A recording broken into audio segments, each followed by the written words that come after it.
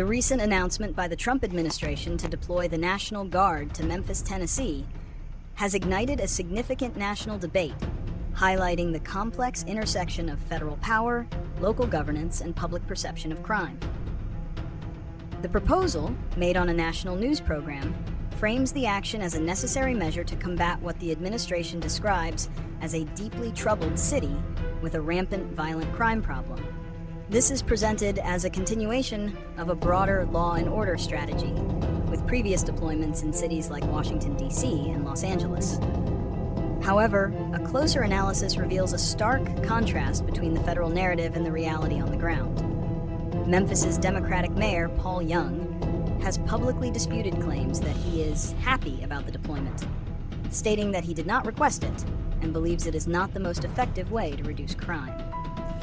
This position is supported by data from the Memphis Police Department, which reported that overall crime is at a 25-year low and murder at a 6-year low during the first 8 months of the year. This directly contradicts the justification for the deployment and underscores a profound political and statistical divide. While crime rates have seen overall declines, the city has a persistent history of violent crime, which some Republican leaders, including Tennessee's Governor Bill Lee, have cited to support the federal intervention.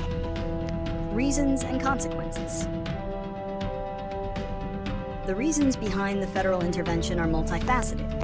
On one hand, the stated purpose is to provide logistical and administrative support to overwhelmed local police forces, allowing them to focus on active patrol and investigations. This argument is championed by state Republican leaders who see it as a valuable, resource-rich partnership. On the other hand, the move is widely seen as a political strategy. By targeting a large, majority Black and Democrat-led city, the administration signals a strong law and order message to its base, portraying democratic governance as a failure and federal intervention as the only viable solution. The president's own comments about preferring to go to a hostile Chicago before settling on Memphis further highlight the political nature of the decision.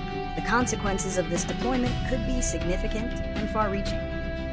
At a local level, the presence of military personnel in the streets of a city with a painful history of racial tension, including a National Guard deployment after the assassination of Martin Luther King Jr., could create fear and resentment. It risks alienating the community from law enforcement and could be viewed as an occupation, potentially fueling further unrest rather than quelling it. Furthermore, the legal and constitutional implications are substantial, raising questions about the extent of presidential authority to deploy federal troops for domestic law enforcement without state and local consent. Prediction and solutions. Looking ahead, the situation is likely to escalate into a legal and political battle. It is highly probable that legal challenges will be mounted by city and county officials to block or constrain the deployment. This conflict will become a flashpoint in national political discourse, with both sides using it to energize their respective supporters in the run-up to future elections. The deployment could ultimately be stalled or its scope drastically limited by these legal and political hurdles. But the precedent of using federal forces in this manner will persist as a tool in the political arsenal. To address the underlying issues, a more collaborative and nuanced approach is required. Solutions should focus on de-escalation rather than a militaristic show of force.